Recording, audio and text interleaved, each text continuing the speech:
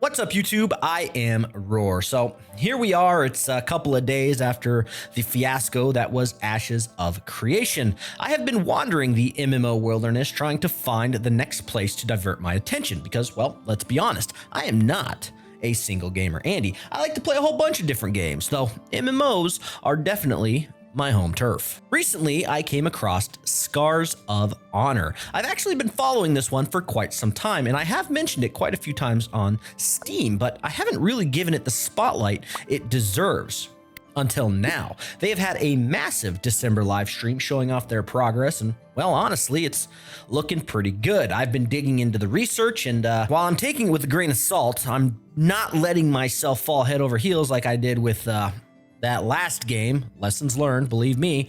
I think that there is something special here. I've been diving into the systems, and I decided to shoot my shot, and I asked the creative director and CEO Venelin to sit down for a conversation to answer some tough questions. But before we get into that, let me introduce the game to you. Scars of Honor is an upcoming MMORPG being developed in the Unity engine. It's being built by Beast Burst Entertainment, a team of around 100 developers based in Bulgaria. Development began solo back around 2017 by Venelin himself, who has a background in programming and gaming. It gained a lot of traction, and it became a full studio by 2020. The game will be completely free to play with a cosmetic-only shop, no pay to win, and no pay for convenience here. They are expecting to launch a free-to-play demo in early spring 2026. They also plan to release an early access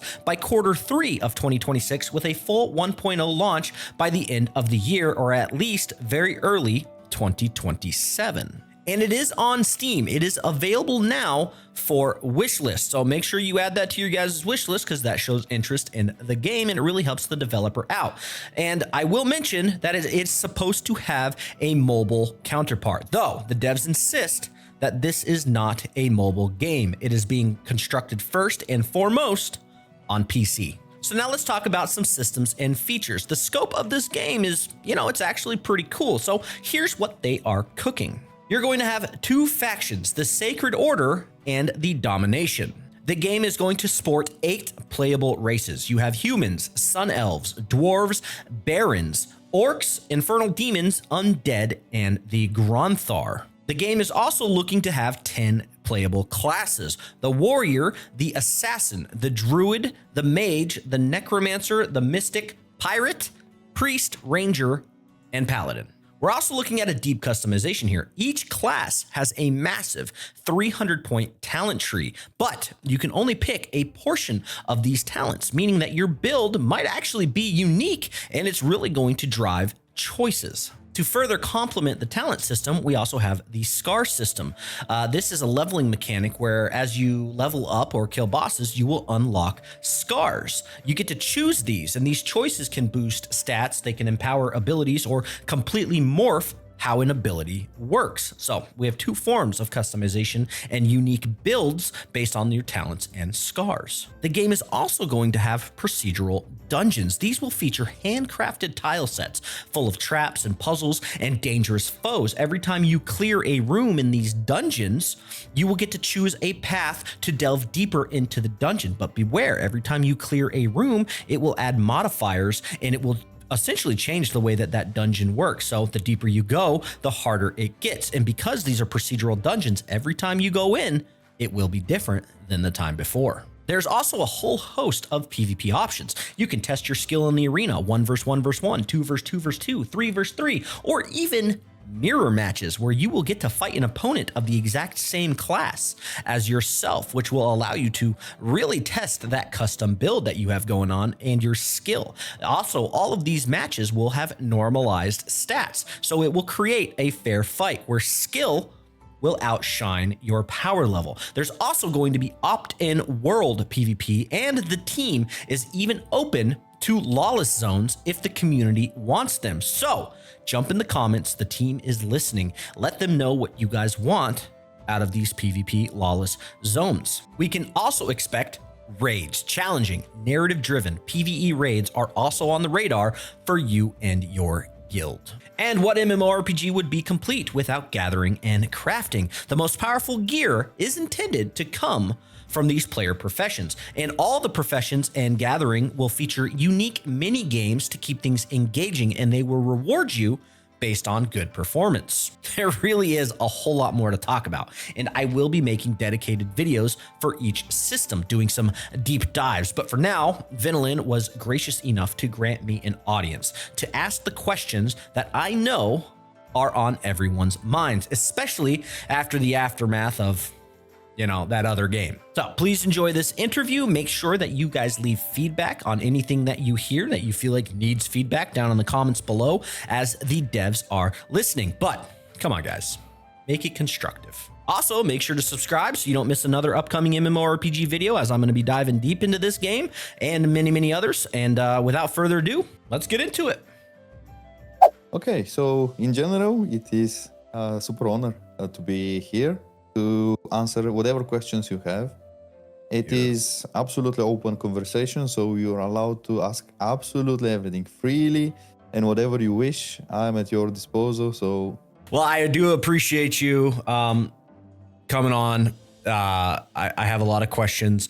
I'm in a very curious position because I don't know. I sent you the link to my channel. I don't know if you had a chance to check it out. I have been pretty much full on board Ashes of Creation for many years now. I've been playing MMOs since 1998 myself. I've played all of them. It is my absolute favorite genre, and I understand times change. As we've moved into more modern times, I understand that some of the more classical MMOs and hardcore MMOs have kind of fallen to the wayside.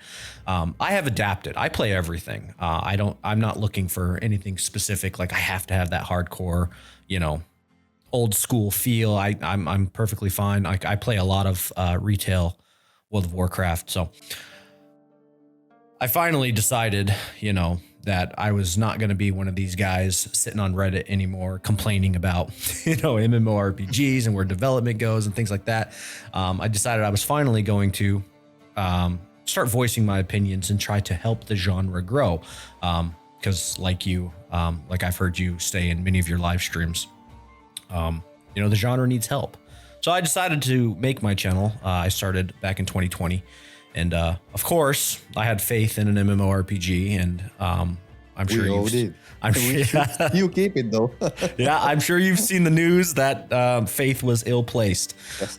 So I'm not particularly new to Scars of Honor. I've been following the project for a very, very long time. However, my main focus was on that other game. So now that other game is left a void in my heart, I'm a little bit interested in learning and branching out. I've watched almost all of your dev streams. I've watched you stream many, many times. I've been a silent lurker, more or less. But I do have some questions. I've been talking about your MMO on my streams for a couple of months now. Kind of planting the seed, if you will, trying to, prepare my community for, kind of branching out and seeing what you guys have to offer. And I'm working on making a very detailed video trying to introduce that to my community. So I do have some things I want to clear up, things that I know will get asked. You've probably been asked these before in some capacity, but I just wanted to see if you had some time to kind of dive into them a little bit deeper. Absolutely.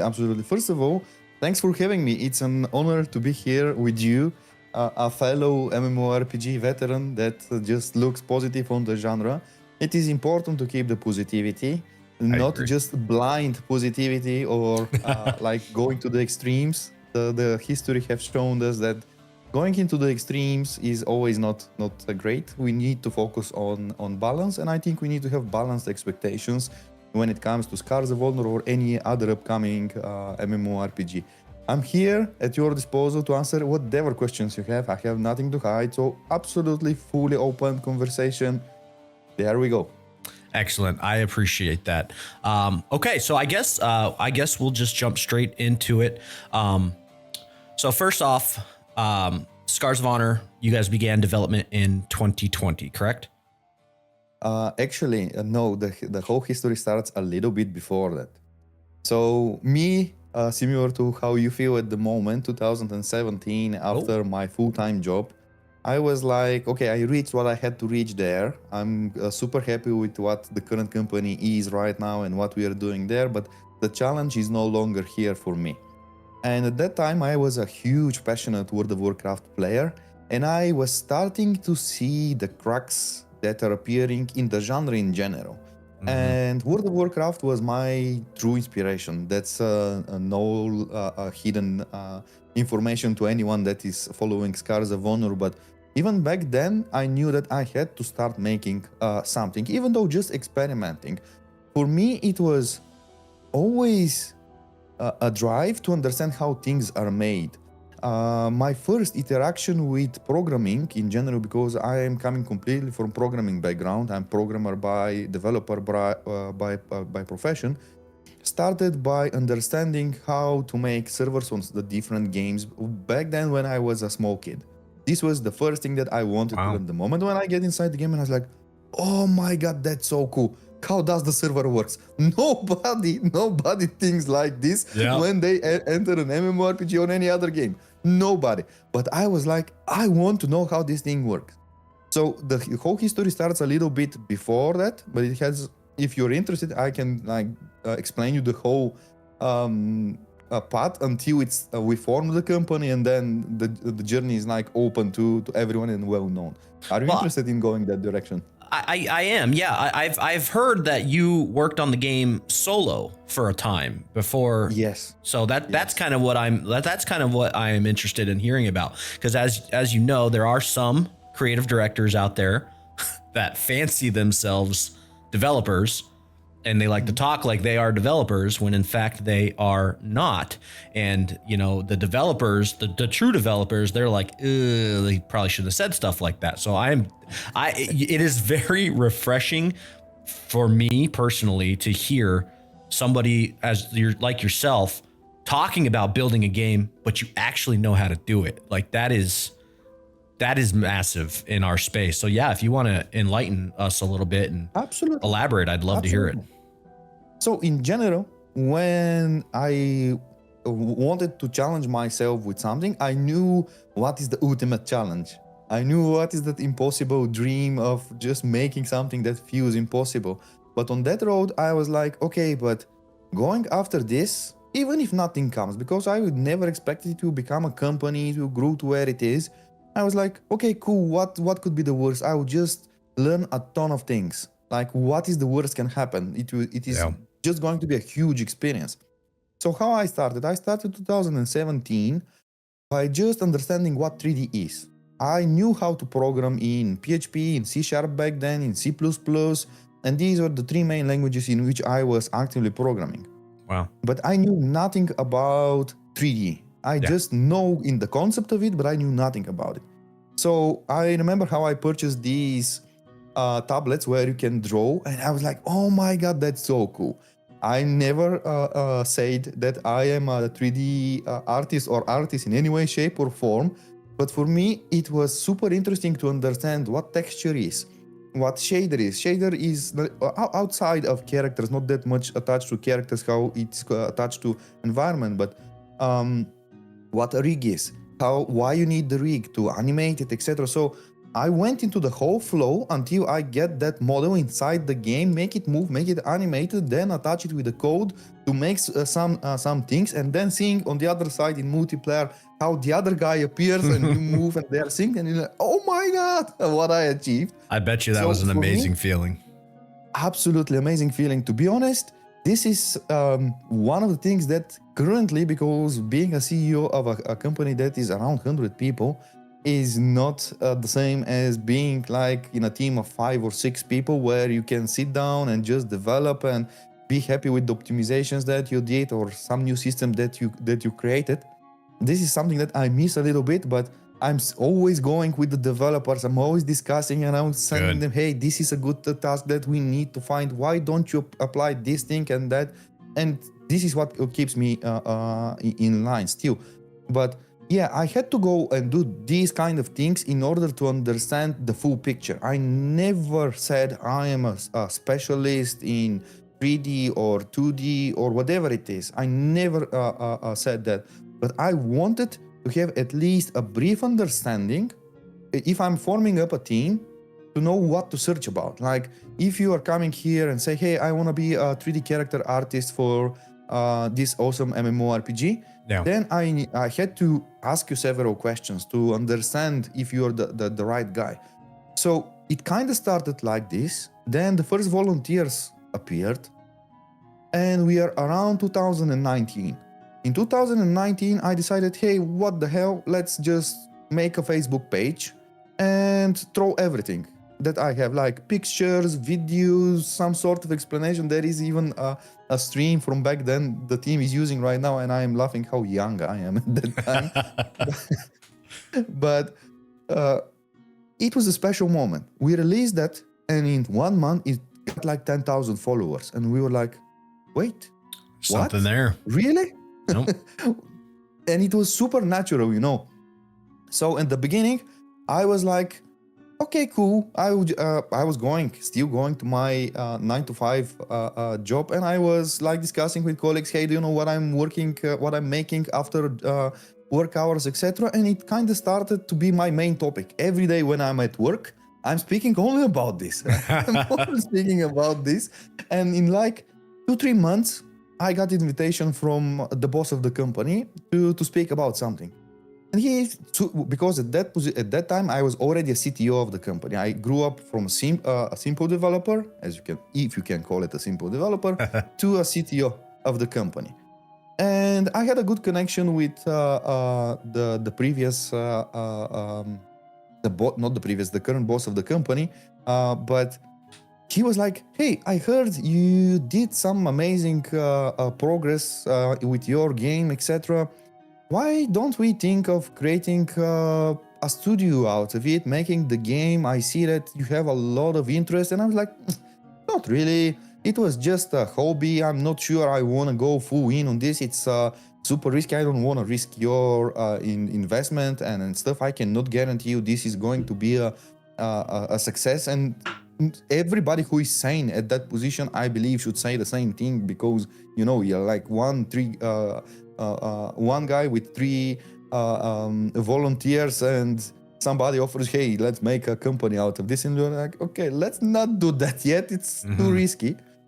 But time passed, and we were like, keep on going, keep on making stuff. And I remember one day when we had the next major release of information, nothing else when I say major release. But back then, I got a second invitation, and I was, hey, look what you achieved alone. Now imagine if you have 50 people behind you. Yeah. And that was like, okay, now I'm convinced. Let me think about it. So 2021 was 3rd of January was the first working day for the employees of the company. Puffy Muffins, if you're around, shout out to Puffy Muffins. He's one of the first people in the company. I'm not even sure if he's not one of, he's maybe second or third contract, because he started with 2 other people at that date.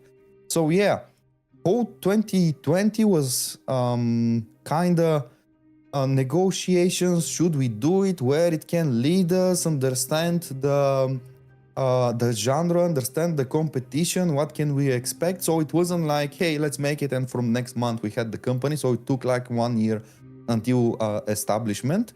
And at that point, I was okay. Everything that I did previously, everything that I wrote, because I was super focused on writing the server. For me, the server were like, here is where my power is. I know the importance of the server, and I don't want to pay. I don't want to pay for something that I know we can do, and we can even make it better, because we can definitely write it in C++ rather than Java or any other languages. Many people will probably hate me if I say something bad on Java, but yeah. So let's keep that for another time. Well, that's kind of a good segue, because I do have questions about your server tech. So I did do some research, and I am curious about your custom in-house made server tech. I've heard, that'll allow you guys to save money because you're not going to be renting servers. You're going to be doing everything on your own. I'm curious if you can kind of elaborate on that, like how you achieved that and what is that going to mean for the player? Mhm. So it is a very good topic that you're bringing around, and I think this is some aspect that a lot of current MMORPG companies are just over neglecting.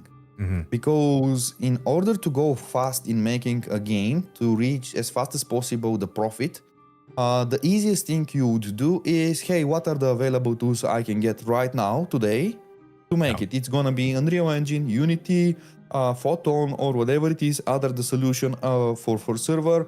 I'm gonna go AWS or something else as a cloud provider, and I'm all set. I don't need to think about it. Okay, good. You do this today, but you pay the price in time. If you go like this, of course, you cannot go all in crazy. I will make a game engine. I will make a server engine. I will make everything myself. That's also when you're going also to the extremes. Yeah. But you need to balance it in here. And I said, if I'm going to have one thing 100% behind our control, that's definitely going to be the server. And I believed, I knew even from day one of forming Beast Burst Entertainment that Scars of Honor had to be free to play. And when you say free to play and you go and you look at the current solutions for server solutions only, we're not speaking game engine like Unity and Unreal, server solution, that's something that nobody speaks about and I don't understand why. But this is one of the great reasons why we're in that MMORPG depression. Yeah. I also give it to that. They ask you, no, they don't ask you, they require from you a certain amount of fee to be paid for every concurrent user. Right. And you cannot do this in free to play. It's just mathematically impossible. That makes sense. And we decided, as I said, when we created the company, I said, look, I created this prototype. I created the game client. I created the server. I proved that this can work. But now it's time to get this thing out completely, start fresh from scratch. And I have personally written, I'm still the top contributor for our server engine. Nazem, our amazing developer, is my second. He's chasing me very soon. He will beat me on that. And I'm super happy. But when I started this, I knew that at that moment, we just need to pay a server cost. I mean, you go and you rent a dedicated server, but renting a dedicated server in this day and age is like cheap. It's super cheap. Everybody I'm not saying can do it. cloud. Cloud is expensive. It is like removing a lot of control, kinda, from you, so that it simplifies the things but increases the bill. While going full dedicated server where you have the full control, do whatever you want, it is more complicated, definitely. But if you know what you're doing, the prices are going from here to here, and that makes the difference. Excellent. That's good to hear. So I guess my second question on that is, what kind of server tech are we looking at? Are we looking at instancing, sharding, mega servers, everybody all on one server together? Like what are we looking at here? So I can tell you what our current situation at the moment is and where we plan to extend it. As I said, everything is based on C++, so the raw performance is there. We can squeeze the maximum out of this. We aim. Currently, we're also having our, we call it, I'm not going to expose the name, but just let's say we call it a matrix. We call it a matrix so that we can simulate thousands of players online. And currently, we want to reach up to around 10,000 concurrent players on one node. And that's very achievable because we have seen other server engines using a very similar architecture, C++.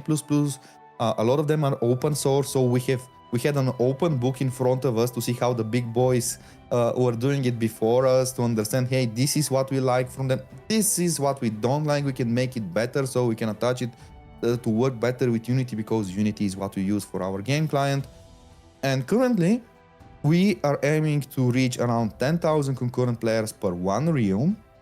And in future, we want to extend this to allow cross-realm communication, where we send your data to the other realm. When I say realm, think of it as a single dedicated server where thousands of players connect. Gotcha. It is very similar to how World of Warcraft used to work post 2015. I would say the initial phase of that. They And kind of then we had have like the sharding mechanism with regions. Currently, we have that so that we separate it in threads.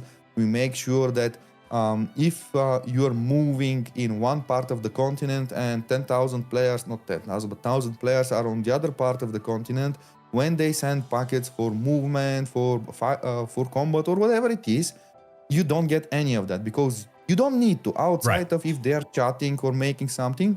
And it's really cool because we have the full freedom to select what goes where, how optimized, and to understand where we making a silly mistake. And even if we are making it, when you have the full control and no other company hiding the source control of the engine from you, you can do whatever you like. Because you guys built it yourself and customized it for that. From scratch. Excellent. God, I love that. Very, very good. My last question on servers. This is a very, very common MMO question. What kind of localization in regions are you guys looking to have? There's always the Latin server question and the Oceanic server question, that kind of thing. So in general, we want to see first where the spikes of interest are, like where we are seeing a communities based and the amount of people. We currently, what we can say is definitely 3 servers are 100% confirmed. That is WATAM, that is America, like North America, that is Europe. So these are for sure guaranteed because currently our top like communities which we can see are from these countries. Good thing to know is the moment when we say, okay, let's go Asia or let's go somewhere else, it is like that for us. We just spin up the server, super easy to deploy, and let's see what happens. It's not something that is costly or time consuming to create. I can spin up a server in like 30 minutes. That's good to know. So you guys heard it first. Show your interest. You might get a server. That's good. That's good. Real quick, I want to jump back to before we move on to more gameplay related stuff. I am interested in, and I don't need big details or anything really. So I'm interested in funding. We have heard, especially in my space for the last 9 years, we have heard funded to completion so many times, and we believed it. So you guys went to Kickstarter in February 2024. You were asking for 200. Yeah, you guys were asking for $200,000, and it was unsuccessful. Now, we know that $200,000 is not enough money to fund an MMORPG. But we do know that that is, a good look for investors. Now, obviously, you were unsuccessful. So how does that impact your development? How do you move forward from that? And where does your funding currently come from outside of, I know you guys were selling some access and stuff, which unfortunately I was not able to take part in. But I'm very curious about that. So that's a very important question. And as I said in the beginning of the conversation, we had the discussions with our main investor, which was previously my boss. Now he is my partner. And this is the sole group that is funding the game right now. The reason why we went to Kickstarter is something that is definitely considered as a mistake. I was saying back then, hey guys, I'm not confident MMORPG and Kickstarter in one sentence is absolutely the greatest idea in general. They don't have the best history, that's for sure. Yes, but then my partners were like, okay, let's just try it because this is super cool in front of investors. Yeah. If we see that it's reaching, let's make with the big letters that this is not 200,000 to make an MMORPG. This is 200,000 to prove that we can go to investors. Yeah. So in the topic of investors, currently we are sitting with the same investors as we started the company, but we have been reached so far from, I'm not going to tell you the names of these companies which reached us, but I can just tell they're in top 5 publishers of MMORPGs in the world. We were happily refusing all of them so far, because when they come, they ask for specific things, and it's not. I don't have problem if they're going to ask a big share. My problem is what you're gonna do with that big share. Yeah. Like how you're gonna change the course of the project. So this is why I think I already know who you're talking about. So that's good. Yeah. Probably. Let's keep the names in behind. But what I'm surprised to say, and I'm not surprised, what I'm happy to say is that currently we are having a brand new wave of different kind of investors that want to get on board, that have seen recent, like, oh, this is really promising. It's a good opportunity. Looks like you're building something. And currently the interest is also high on investor side. We are not the type of company that says we have money for 30 years ahead of time. Yep. We are based per milestones. We go and we say, look, we know that we're gonna need, for example, making the game 1 year and 2 months. I'm just making up something. This is part of our previous meeting which we had like last year for the next round of funding. And we go one round, we set the milestones until the next one, what we need to reach until the next one, so that we prove that it makes sense to move forward. And it is round based. It is not like, hey, let's make a game and here are all of your money till the end of time. So it's not, Right. It doesn't work like that with us. So for now we're sitting good. We're sitting good. So far, everything that is going in terms of set milestones is achieved and overachieved.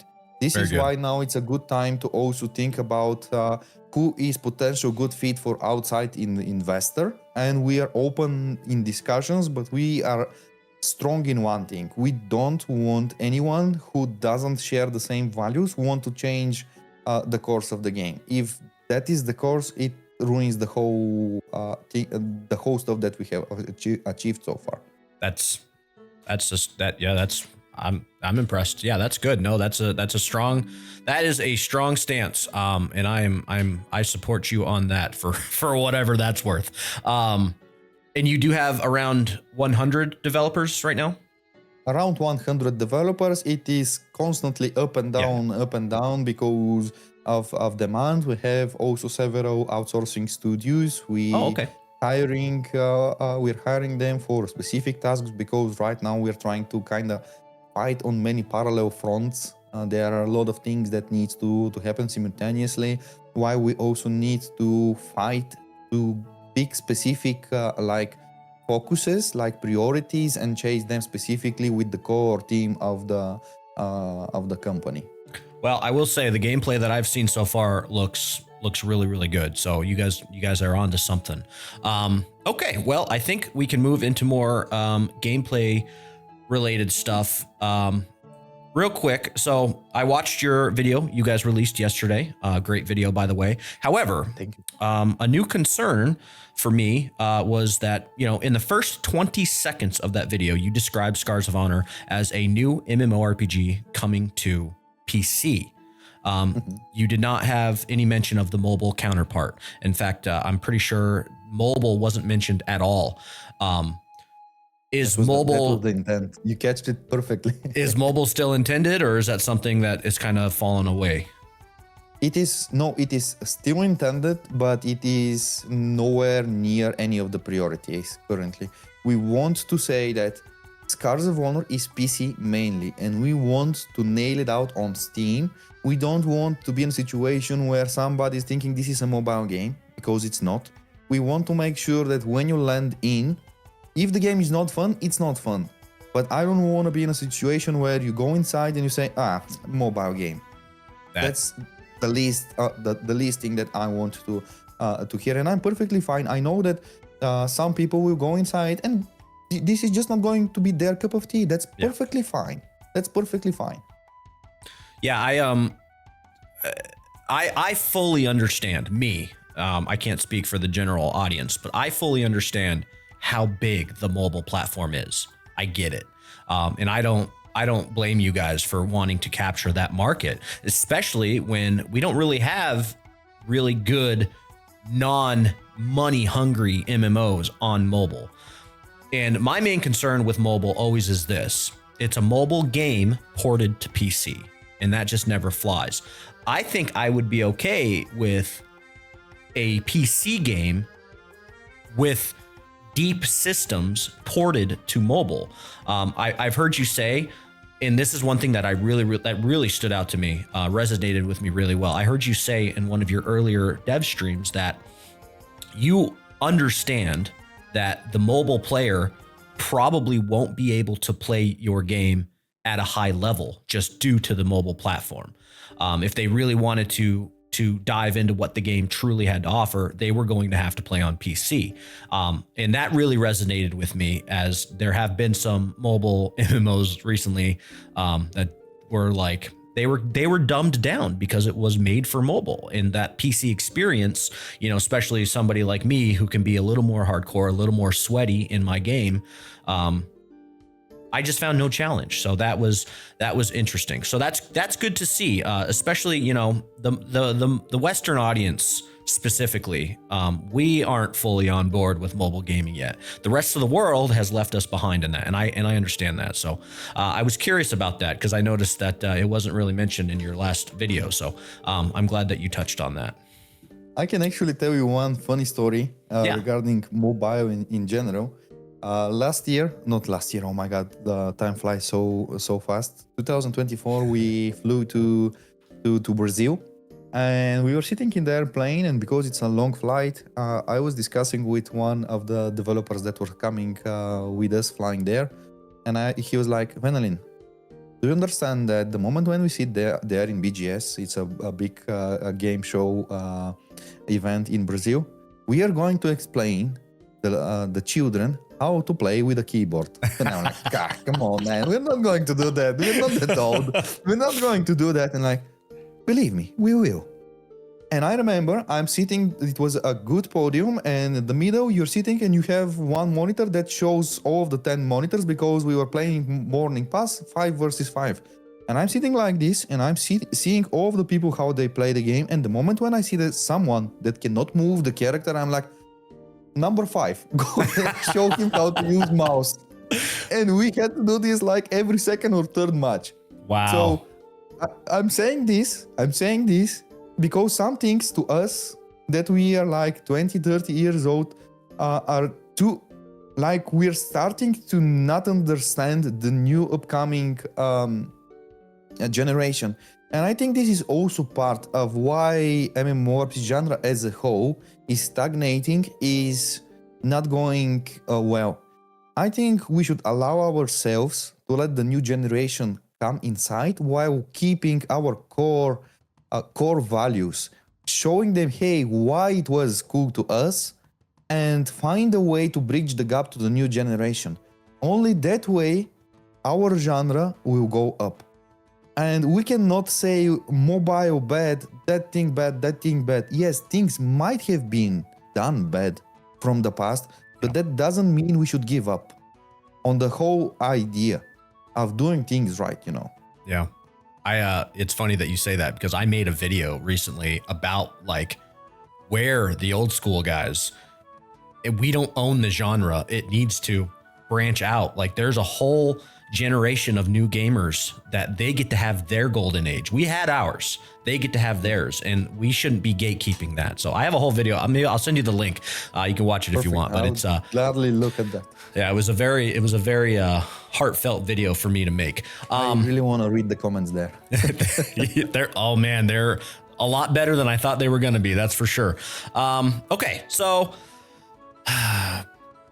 user interface. Many modern MMOs, they have a ton of things that you need to track, and you got to track them in combat: status effects, proc effects, resources, timers, etc. This leads to many players creating their own add-ons because often enough the developers, they don't provide us the tools and the customization necessary to, you know, have that clear visibility. So you guys have a massive talent tree. You guys have the SCAR system, which will no doubt create reasons for us to need to track these things. So what are you guys doing to help the players with this experience? maybe I will scare you here with my answer, but we're doing absolutely nothing on that. Okay. And I will tell you why. Okay. Because first, I want to understand like where are the friction points.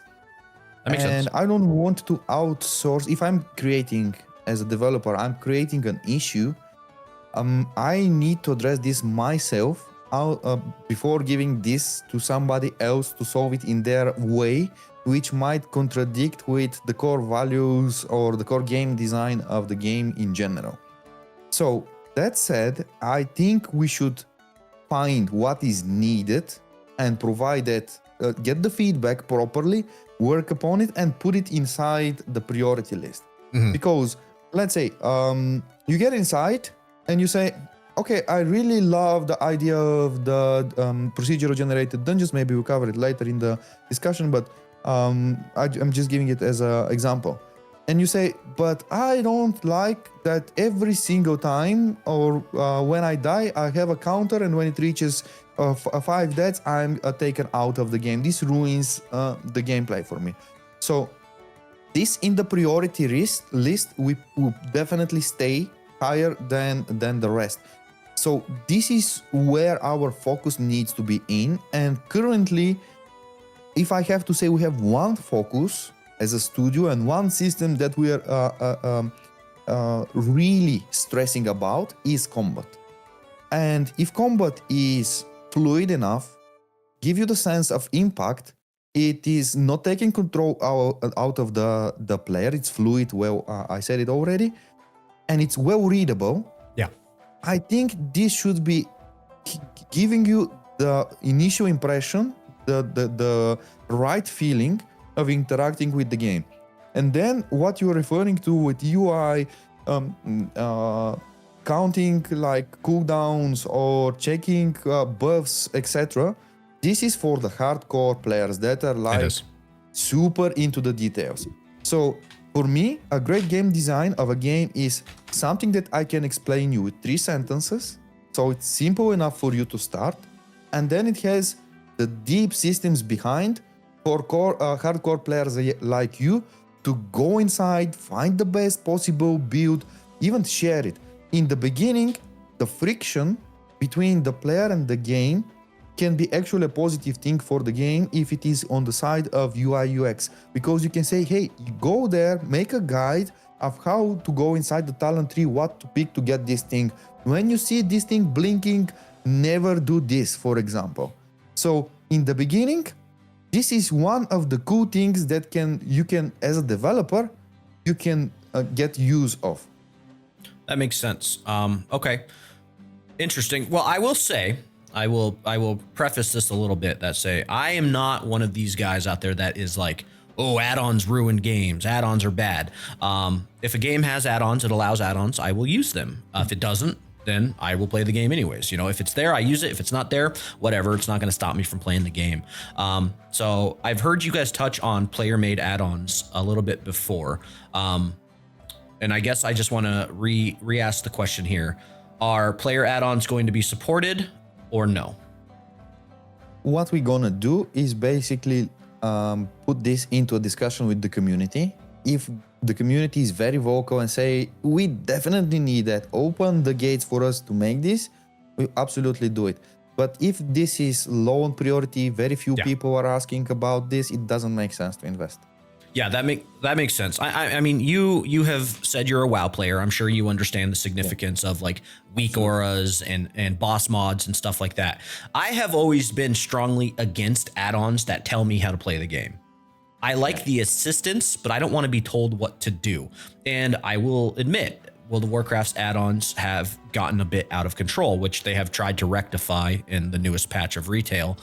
And I think they've taken a step in the right direction. However, so that is something that I would try to just, put on the back burner. Is I think add-ons are a good thing. I do. But I think there should be some control from the developer side on what you allow us to do. I definitely don't want to be told how to play the game. And I think a lot of players will, they'll echo that. So that's just one thing to keep in mind, my own personal point of view on it. Absolutely. Yeah. It's always good. So what I would definitely do in that situation is just get the game in your hands. That's first and most important thing. Yeah. Then get the feedback to see where the community is most vocal about things that you guys like and things that you guys don't like. Yeah. And for us, it's super crucial to understand, for example, onboarding. If you're a brand new player to the game, can you navigate? Can you move your character, etc.? So these are kind of steps, tutorials, onboarding that we, when it comes to UI UX, are definitely a focus to be resolved. And then everything behind that, it's definitely, as I said it, we are making that game, not that I need to play it, you need to play it, or like 3 other people that we know. We are making this game to be played by as much as possible people. I know we cannot make it for all, but numbers don't lie. If we make one system or we announce one system and we see the feedback that it comes from it, we read, oh, this is something that the community really likes. For example, the moment when we said procedural dungeons, everybody was like, what, really?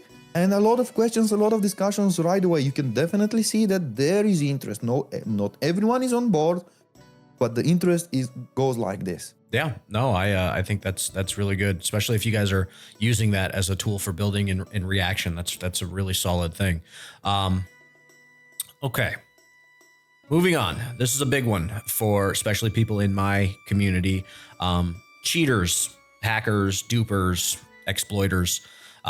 As you may be aware, many of us just experienced a closed down game that promised these systems and securities to prevent and punish those issues. And they fell flat on their face. So I guess I'm going to ask, what steps are you guys taking to, you're never going to get rid of it, right? It's impossible. Mm-hmm. But what are you guys doing to combat that? I guess I should ask. Should we separate hackers from bots, or should we put them all in one hat and discuss this? We can separate them. Different approaches. Yeah, we can absolutely separate them. Yeah. So in general, as I said, one of our biggest strength and our biggest gamble that we did at the beginning, it was to decide to write our server engine solution. When you do this, you have full control of every single packet, the size of bytes flowing over the network. And if something is not as expected, you are alerted right away. So there are many mechanisms. We have our Warden system. We call it Warden. This is a system that is written directly on the server because we have only one rule that I enforce on all developers, and this needs to be on every code review, needs to be checked. And there is only one question, only one rule and only one question. Never trust the client. And is this code making some logic or checks or anything regarding a gameplay calculated or decided on the client? If yes, that thing needs to go out, needs to be refactored. Because I'm giving you the game, you're downloading it. That means at that moment, you can basically destroy all the bits out of it and understand everything that goes. But if server allows you, then you're having a hacking problem. Yeah. This is a very simple architectural design, which you would be surprised how many even released MMORPGs and how many multi-billion companies from the past, not the big names from the real past, the OG era, but let's say 2017, 19 up to now. If you take a look at the releases, you would see scary stories. You would see scary stories just because of one simple rule was missed. So in that sense, brother, we just lived one. Yeah, we just lived in a nightmare. It was bad. So what you're saying makes really good sense. I'm sorry, continue. So in general, is there gonna be hackers? Yes, absolutely. Yeah. But we can definitely act against those bad, let's say, bad people. And this is the one big strength that we can enforce in our architecture.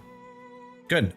When it comes to bots, it's a gameplay mechanism because free to play lowers the barrier a lot for bots, and a lot of people are like, the first time when we said, okay, let's make gathering, I remember the lead game designer was saying, okay, how we fight bots. And I'm like, okay, how websites are fighting bots? Because let's start from there and think, can we make something that will basically have the effect of preventing bots while also not destroying the gameplay? If can be also fun, that would be another major win. And this is why we decided to create these mini games that you see on every single different gathering or crafting system in Scars of Honor. I'm a big fan of that, to by have the way. something that prevents. That I think that'll help. Okay. Yeah, but I'm a big fan of the little mini game stuff that I've seen so far. We've been doing the typical walk up to a rock and you just hit F to interact with it for years and years and years now. So I'm definitely looking forward to more. Well, that's a good thing that I think will help quell the fears of my community specifically, because like I said, we just got done living this nightmare. We were told all these things were going to happen and they never did. So it's a real worry. So I appreciate you touching on that. Thank you. Can we, before we go move forward, can we do something? Can we ask your community to share with us their thoughts about mini games? Because this is probably, if I have to pick one topic that is like, I'm not certain how the community actually gets it. Because you say, I like mini games, but then I'm pretty sure with the next people that I speak, he's like, I'm not sure, I will miss my rewards, etc. So it is like very on polar opinions. So let me ask your community, guys, what do you think about mini games? Let us know in the comments. Yeah, for sure. I do have some opinions. I've been kind of writing some scripts for some of your systems that I want to introduce, and I do have some of my own concerns with the mini game. One point where you guys said in a video, and again, chat, let me know what you think about it. There was a point that said, you could increase the rarity of an item if you had a near perfect minigame, right? So, and that made me wonder, okay, what if I supplied the materials necessary to craft this item and I'm trying to do the minigame because it has a chance to upgrade that item if I perform the minigame well? Okay, well, let's say that we do live in the age of the internet. Let's say I lag out and it completely ruins my chance at the minigame because I couldn't time it right or something like that. Now I've crafted a lower quality item. Did that potentially waste my materials because of, lag or server issue or anything? So that was something that I worried about, where a guy next to me who might have had, any better circumstance with the same materials, now he has that better item because he didn't have that same situation that I had. So I do worry about balance, right? So that was one concern that I had personally.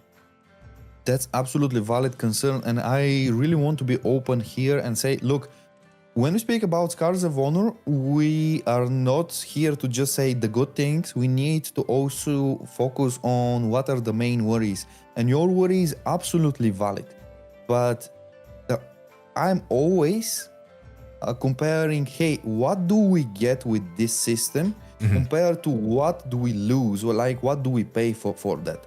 And this, what you described, is definitely the price we pay for this. Yeah. But with this thing, removing bots away from the system, we're getting the economy. Yeah. So I agree. I understand. Yes, if you lag out, if something happens, you lose your chance of top-notch stats on your item. Because this is what basically happens with crafting when you're blacksmithing and you're making your brand new armor and you're on the last hit and it lags out. It's definitely, oh my god, this could have been like top stats, because every item is always rolled with different stats. This is also important to be noted in Scars of Honor. So yes, I know it's like that, but if I remove this, I'm inviting bots, and then we are removing one problem when we are creating 3 others. Right. Yeah. I'm not saying it's necessarily bad design. Just, like, for instance, I play with a wireless mouse Yeah. and I'm sure that you can already see where this is going.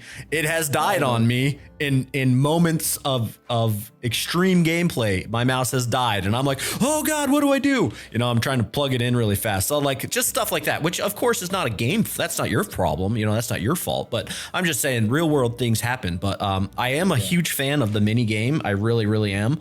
I'm excited to get in there and test it out. I left oogles and oogles of feedback on games before, so I hope you guys are ready, because you know there will be a lot more coming from me, and I am very strongly opinionated. I think that's one thing that, you know, my community has come to know me for. I am respectful. I'm not going to come out here and just tell you your game's dumb, this is dumb, that's dumb. I'm going to give you honest thoughts and feedback, so just be prepared for yeah, exactly, be prepared for that. That's the perfect feedback we can get. And to be honest, I'm not afraid of negative feedback the moment when it is respectful, when it's on point, when it's constructive. Yeah. Like, this is definitely something that I'm really looking forward to. Why? Because only from this, I can make it better. Yeah. If you come and praise me for the things that we did great, okay, cool, we already made it, but this doesn't make the game better. Yes, you enjoyed it, etc. That's amazing. What I don't like is toxicity where it's not needed, which is not helpful. Like, this doesn't help us. We tend to say we are a very mature genre with players that are relatively mature, and that's definitely a fact. But as you said it, when it is constructive, when it is respectful, when it's on point, when your negative feedback is actually showing a real problem and pointing to it, and many others do the same with thumbs up below your comment video or whatever it is, this is a strong signal. This is what helps. And I was always saying this to, I would say to you, and I would say to everybody else that has YouTube channels with MMORPG audience, etc. Guys, it's a pleasure to speak with you, because you're, this is just my interpretation, you're a filter of a lot of opinions, because you interact with a lot of people, and many of those will share the same opinion with you on many topics. And it's kind of easier to speak with one guy and get like a 50,000 people worth of feedback, you know? Yeah, you're right. And again, you know, I say this a lot too. And you are following this to a T. You stream, you create YouTube content. You are on all of your dev streams. And I tell this to a lot of people, like, it takes a lot of courage to put yourself on a camera in front of these people on the internet today. You gotta have some thick skin, because, you know, not everyone's going to be constructive. Or just nothing to hide. It's that simple. Exactly. Okay, couple more questions here. We're going to get into some PvP stuff. So I've heard about your arenas, your 1v1v1s, your 2v2v2s, etc. The mirror matches, class versus the same class, I think is really, really cool. However, you might have mentioned this before and I just couldn't find anything on it. I am curious about like 10v10 or even larger instanced battlegrounds. Is that something that you're planning? Currently in development pipeline, especially for release of the game, this is not in the plans. Okay. Is it possible? Yes, absolutely possible. But right now we want to make sure that we have the full set of systems, and PvP we have already proven that we have it. We can make a battleground tomorrow if we decide and the community really wants a 20 versus 20 or 40 versus 40. We can definitely sit down and make it, and it will be way easier to create a new battleground mode the moment when we have it already created. Morning Pass is a blast. Yeah, it looks super fun. Yeah, it's super fun. I can't wait. So we can definitely do that, but for release of the game, I have to say no, because we need to say no on some things in order to get the things ready. I cannot promise the world. Yeah, no, I get it. I think as long as you're open to it, I think that's really all the community is going to need. Okay, moving on. World PvP. Does it exist? Currently, it's allowed.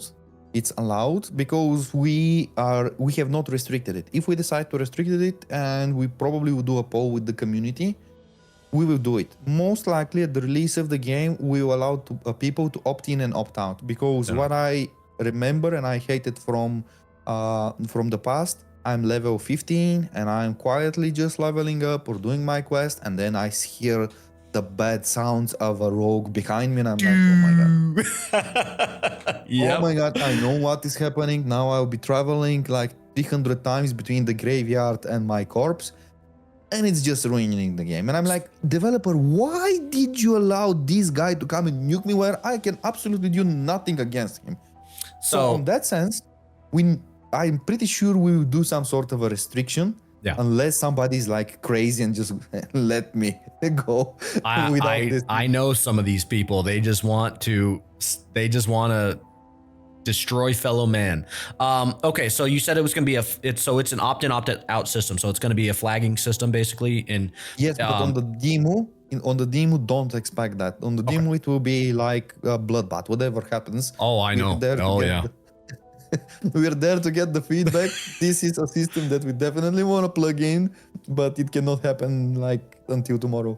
I will tell you from firsthand experience, from my time as an alpha tester for the past 5 years, if a player can, they will.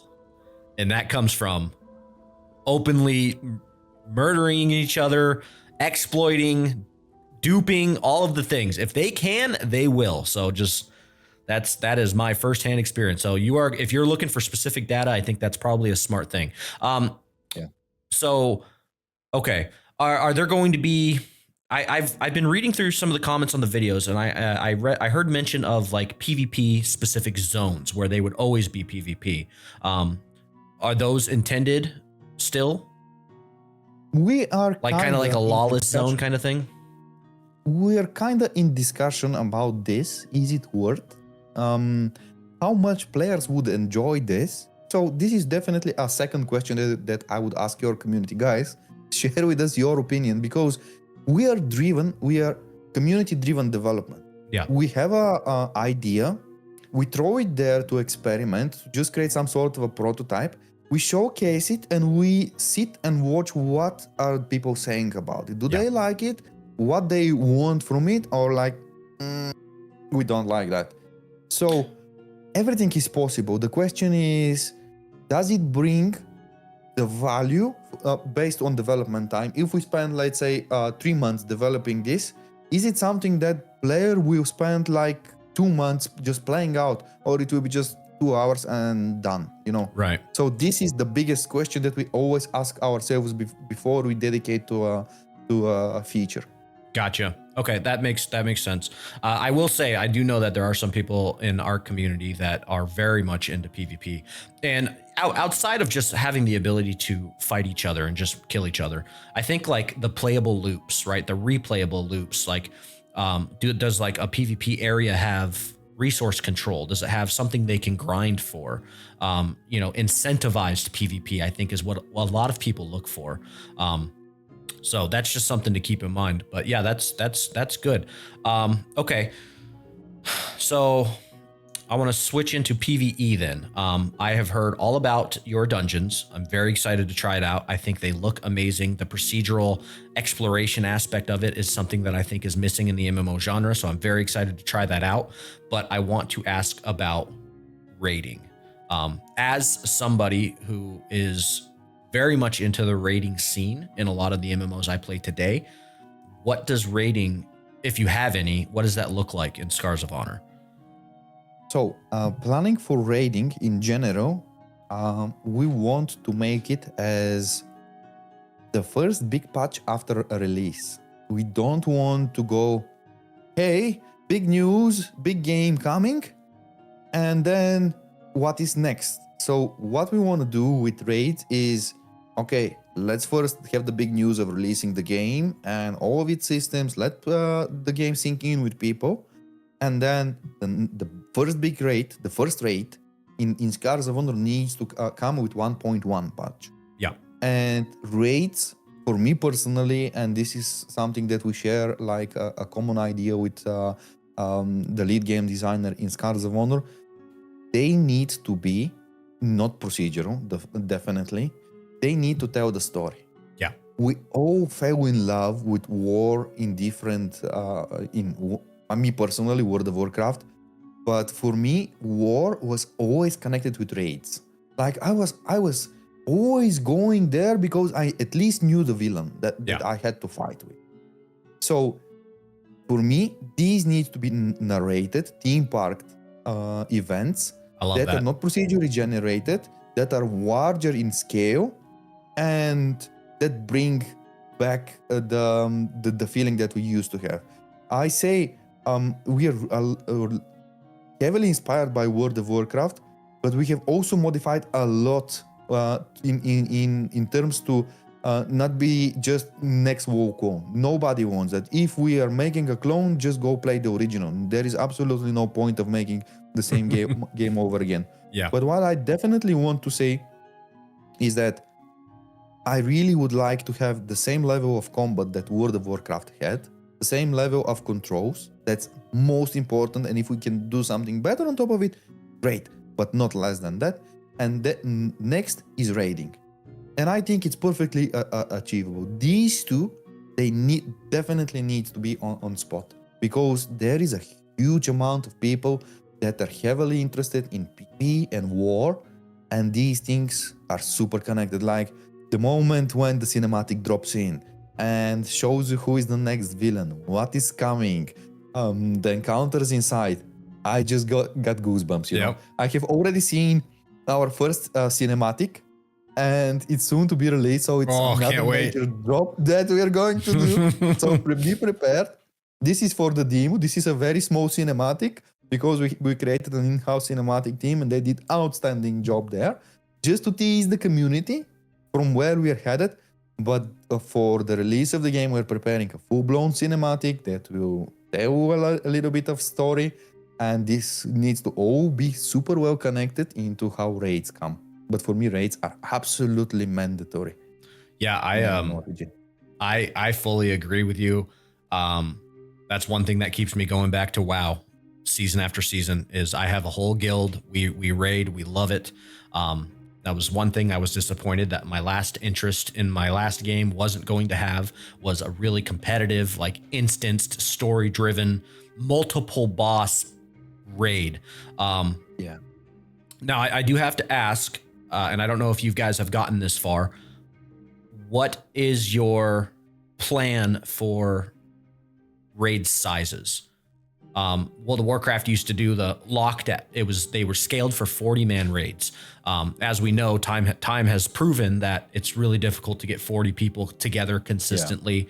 So they dropped it down to 20, and now they do like the whole flex raid thing. Well, the raid will flex to, if you have 12 people, the raid scales to 12 people, or vice versa, right? So I don't know if you guys have gotten that far. What are your what can you say on that? The bare minimum for sure, what currently we have in mind is around 10 people. Like no less than 10. This is the bare minimum, because below that, I think we are kind of going into the dungeons territory, and there needs to be not clear, a raid. Exactly, the clear difference between those two. So this is the absolute minimum. How big they will go, this is something that we cannot yet say, because they are not yet finalized. We need to also play test it internally, and this is what I'm always saying when we do play test on a feature. Even if we are like a group of developers right now in the office and we are playing, while I'm playing, I'm always looking around to see the faces of the developers. If they're smiling, if they're cracking jokes, I know the game is fun. But if everybody is serious and is like, I have a question how this thing works, we have a problem. We need to go back to the drawing board, rework it. So it takes several iterations until you come to the conclusion 10, 15, etc. Currently, we are iterating over dungeons, and we are trying to understand how many rooms needs to be in the layout, and how big the layout, because it's going to be different every single time, how much time it will take, because we currently understood that several of the rooms were like half of the dungeons in World of Warcraft, and that's just a single room, and it's like, we don't want people to be in dungeon for 3 hours, not at least at the first iteration, you know. So numbers are kind of always shifting until you find the sweet spot, and that usually happens just before you're ready to release. That's, well, at least you guys have at least you guys have your target on it, and I do appreciate that. That is something that is very important to me personally. Is having that replayable loop. You know, I used to love every Tuesday, 7 p.m. in the afternoon, it's raid time, right? And we could just, and I miss that. I want to get back to that. And we do still kind of have that. But you know, there's a lot of games now coming around that don't have that. And it, for me personally, it's like a pastime, you know, that's what we grew up doing. And it's just, it's an amazing thing. So, that was it for my questions, that I had written down. Absolutely. Yeah, it was a pleasure. And I do want to say, I see you streaming. I see you in the Discord communicating. It means a lot to a community to be able to see, you know, there's some other big companies out there. We don't get to talk to those people, you know, and it really does mean a lot to us, to be able to provide you guys feedback, maybe see some of that feedback, actually being used. It does mean a lot to the community. I will say that, you know, we are in a rough place for MMOs, and there's a lot of doubt out there. So it takes a lot of courage to be able to put yourself out there and say, we're going to try. A lot of people in these communities, you know, they're keyboard warriors and they like to act tough behind their monitor, and they don't want to give you that chance. I do. I fully support what you guys are doing. And if I can help in any way, shape, or form, if my community can help through their feedback, then I will do it for you. So I appreciate what you're doing, and I really do thank you for talking to me. Thank you. It was absolute pleasure. I was really not surprised, but I'm super happy with how the whole thing went, because I saw on the other side a fellow MMORPG veteran, and we can go for hours, and I am always happy to jump in on another call whenever you need, whenever you have some questions. And I'm always open even for critique. So we need to do things right, but we need to also address what is not right. And I also believe that we should not give up on the MMORPG genre. I agree. Not yet. Not yet. The only way going forward is if we unite and we prove to the big guys that, hey, there is a way that these things can be done. But we can only do this if we are strong, united, and we believe in the right way. Absolutely. So thank you. Thanks for having me. It was definitely a pleasure. Yeah, no, again, thank you. And I look forward to more conversation. So do you want to introduce yourself one last time and tell people where they can find you, and before we close out? Yep.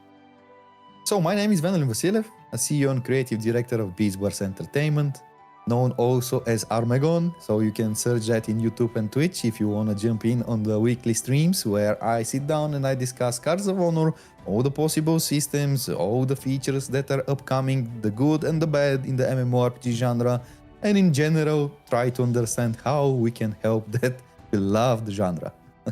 Excellent. And I will put all of your social links in the description of this video. Again, guys, I am Roar, and thanks for watching, and we will catch you in the next one.